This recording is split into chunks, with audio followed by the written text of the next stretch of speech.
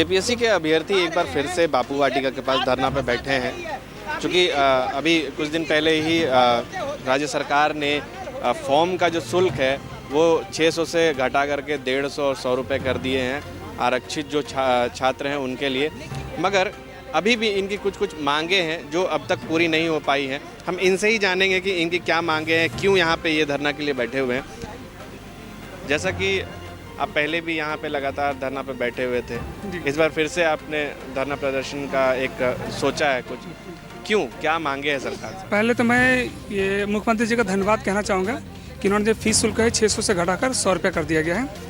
अब हम लोग की 3-4 मांगे हैं, जिसमें से एक मांग हम लोग का ये है कि आरक्षण जो बोला गया था वो सरकार में आने से पहले उन्होंने कहा था कि 27% जो है ना हम लोग ओबीसी का रिजर्वेशन देंगे और 52% पॉपुलेशन है और रिजर्वेशन मात्र 14% दिया गया है। उसमें भी क्या है कि डिप्टी कलेक्टर का पोस्ट भी नहीं दिया गया है।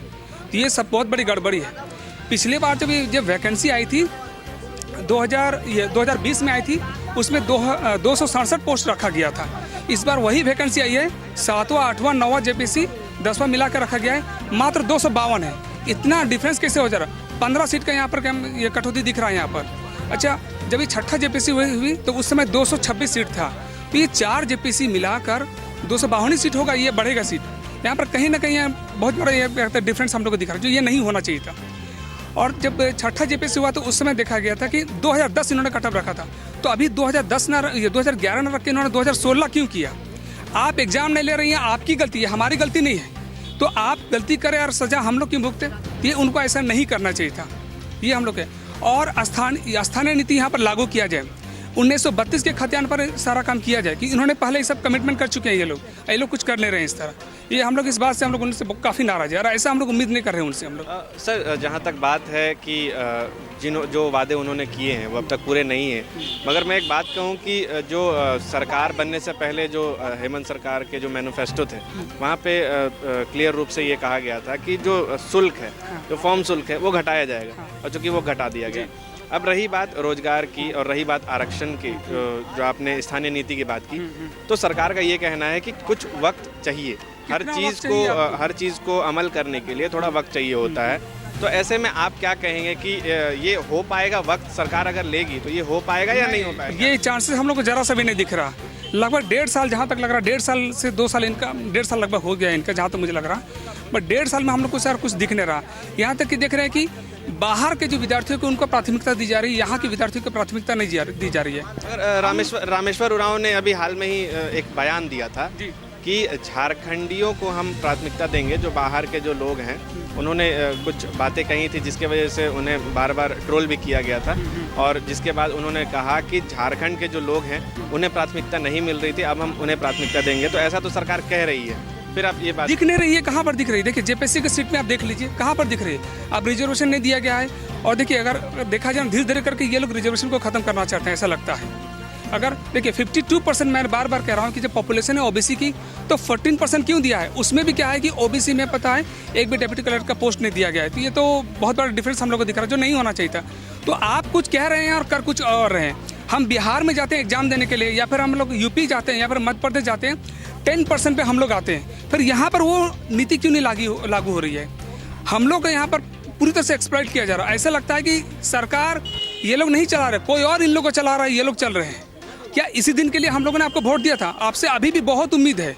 जिस तरह आपने फी जो है 600 रुपये से घटाकर 100 रुपये किया है, उसी तरह से कम तो रिजर्वेशन आप हम लोग को दे दीजिए, और एज का जो कट ऑफ है 2011 कीजिए। 20 साल में 20 एग्जाम होनी चाहिए था, बट आपने 6 एग्जाम लिया है। यहाँ मतलब झारखंड में 6 एग्जाम हुआ है, और 6 का 6 एग्जाम विवाद में रहा है। अब हम लोग को कभी कभी लगता है कि सिस्टम पर रियली देखा जाए तो बहुत डर लगता है एग्जाम में आप ही। अगर एक बात है, जब पहले की सरकार थी, पूर्व सरकार थी, वो जेपीएससी के एग्जाम्स को पूरे तरीके से रोक के रखी हुई थी। जैसे ही हेमंत सरकार की सरकार जब सत्ता में आई, वैसे ही हम देख सकते हैं कि 4 साल का जो परीक्षा है वो एक साथ ही वो कंडक्ट कर रही है। मतलब ये कि तो वो कहाँ है? नाम का सिर्फ 4 साल है, सीट तो दिख ही नहीं रहा हम लोग को। आप 2020 में यही वैकेंसी निकालते हैं, 267 सीट दिखाते हैं, और वही सीट अब 7वां 8वां 9वां 10वां 4 जेपीसी को मिलाकर कंडक्ट कर रहे हैं, और आप दिखा रहे हैं 252 सीट। तो कितना सीट का गड़बड़ी दिख रहा है यहाँ पर? तो ये किस तरह से वाहवाही लूट रहे हैं? आप किसको आप दिखाना चाह रहे हैं कि आप कुछ कर रहे हैं? पूरा क्लियर दिख रहा है कि ये लोग कुछ करने वाले हैं नहीं ऐसा लग रहा, बट इन लोग से काम करवाएंगे, क्योंकि हम अगर इनको बैठाएं कुर्सी पर तो मेरा हक है कि मैं अपना अधिकार जो है मांगू इन लोग से, और इन लोग को देना पड़ेगा। हम लोग को उम्मीद है कि ये लोग इस तरह का काम करेंगे। तो जैसा कि इन्होंने बताया कि जितने भी जेपीएससी के अभ्यर्थी हैं, जितने भी विद्यार्थी यहाँ पे इस वक्त धरना प्रदर्शन पे हैं, इनका एक ही कहना है कि सरकार जो है अपने वायदे को पूरा करने में कहीं ना कहीं विफल हो रही है। हम यहाँ पे देख सकते हैं पोस्टर्स में भी कि जेपीएससी नई नियमावली जो है आरक्षण विरोधी है, और भी कई ऐसे इन्होंने बैनर लगाए हुए हैं कि जो ओबीसी एसटी एससी को जो आरक्षण दी जानी चाहिए वो यहाँ पे आरक्षण पूरी तरीके से नहीं मिल रही है, और इनके कहीं ना कहीं भविष्य के साथ खिलवाड़ सरकार कर रही है। सहयोगी संजय के साथ मैं विकास, मुखर संवाद, रांची। जब टूटती है आस, जब थकती है सांस, जब रूठते हैं अपने, मुंह मोड़ता है जमाना, जब अंगड़ाई लेता है संकल्प, फिर बनती है कहानी, बनते हैं अनमिट निशान। देखिए मेरे साथ संघर्ष की दास्तां।